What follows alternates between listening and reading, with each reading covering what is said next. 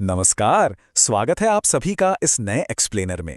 आज ना हम एक ऐसी कहानी के बारे में बात करने वाले हैं जो सच कहूं तो शब्दों में बहुत छोटी है, पर इसका असर बहुत ही गहरा है।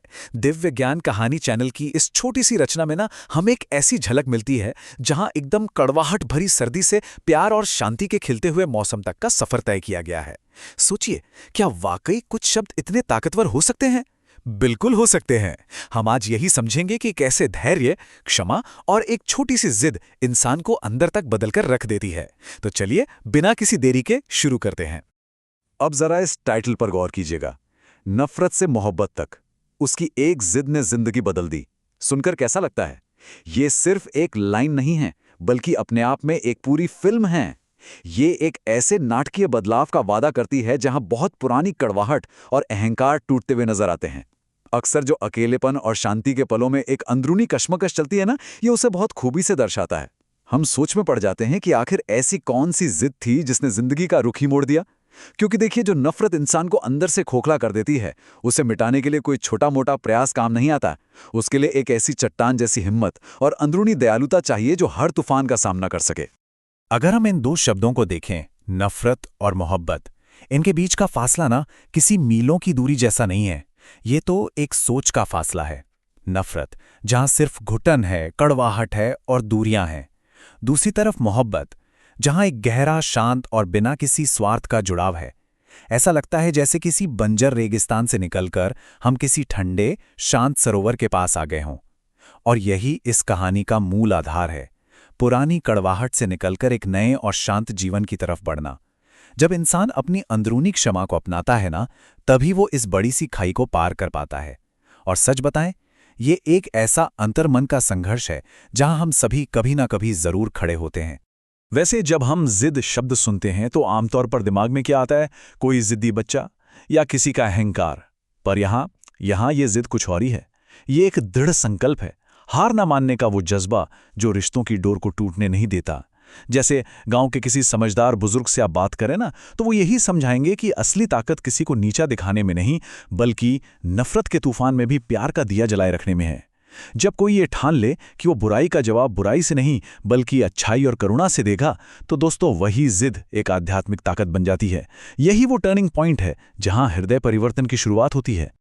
अब यहाँ एक ऐसी बात आती है जो वाकई हैरान कर देने वाली है। इस पूरी इमोशनल जर्नी में ना सोर्स में सिर्फ दो शब्द कहे गए हैं, सिर्फ दो शब्द, और वो हैं राधे राधे। सोचिए, बिना किसी लंबी चौड़ी बहस के, बिना कोई सफाई दिए, यही उनकी आखिरी और क्लाइमैक्स वाली बातचीत बन जाती है। ये अपने आप में एक गहरा सांस्कृतिक माहौल बना देता है। शोर शराबे और नफरत से भरी इस दुनिया में ये एक ऐसा ठहराव है जो सीधे रूह में उतर जाता है। ये दिखाता है कि जब किसी का दिल सच में बदलता है, जब वो क्षमा को अपनाता है, तो उसे अपनी बात साबित करने के लिए हजारों शब्दों की जरूरत नहीं पड़ती। बस एक सच्ची पुकार ही काफी होती है। ध्यान दीजिएगा, ये सिर्फ एक आम नमस्ते या अभिवादन नहीं है।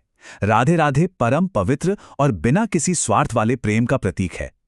हमारी परंपराओं में और खासकर हमारे ग्रामीण मूल्यों में देवी राधा का आह्वान करने का सीधा सा मतलब यह है कि अब इस दिल में अहंकार के लिए कोई जगह नहीं बची। यहां अब सिर्फ और सिर्फ क्षमा है, अनंत धैर्य है और निष्काम प्रेम है। और यही वो पल है जब नफरत की ऊंची ऊंची दीवारें पूरी तरह ढह जाती हैं। हमारे बुजुर्ग भी तो यही सिखाते हैं ना कि क्षमा सबसे बड़ा आभूषण है। जब कोई राधे राधे बोलता है तो असल में वो अपने अंदर की सारी कड़वाहट को छोड़कर एक नई शांति को गले लगा रहा होता है। तो अगर हम इस पूरी यात्रा को एक फ्लो में देखें तो ये कैसा दिखता है? स्टेप 1, शुरुआत होती है एक बहुत ही गहरी कड़वाहट से, एक ऐसे बोझ से जिसे उठाना आसान नहीं। फिर आता है स्टेप 2, एक पवित्र जिद, प्यार और क्षमा की जिद, जो यहां एक मजबूत पुल का काम करती है। और आखिर में स्टेप 3, ये पुल सीधा ले जाता है मोहब्बत और एक अटूट जुड़े हुए रिश्ते की तरफ। ये रात से सुबह होने जैसा एक मौसम का बदलाव है। ये कोई जादू नहीं है जो एक रात में हो गया। इसमें लंबा वक्त, अकेले में किया गया आत्ममंथन और बहुत सारा धैर्य लगता है। जब नफरत से भरे दिल को इस संकल्प की आंच पर तपाया जाता है, तभी वो शुद्ध प्रेम के रूप में निखर कर बाहर आता है। इस पूरी बात का निचोड़ ये है कि बिना किसी लंबी कहानी के भी सिर्फ ये सांस्कृतिक तत्व और शब्द अपने आप में पूरा जीवन दर्शन समझा देते हैं। हमारी पुरानी कहावतों में कहा गया है ना कि सच्चा प्रेम पहाड़ों को भी झुका सकता है। यहाँ बिल्कुल वही हो रहा है। सांस्कृतिक माहौल कहानी का बेस बनाता है, वो पवित्र जिद उसे आगे बढ़ाती है और राधे राधे इस सफर को सीधे भक्ति और शांति से जोड़ देता है। और पता है इसका सबसे खूबसूरत हिस्सा क्या है? जब एक इंसान अपने अंदर क्षमा और दया का बीज बोता है ना, तो उसका असर सिर्फ उस तक नहीं रहता।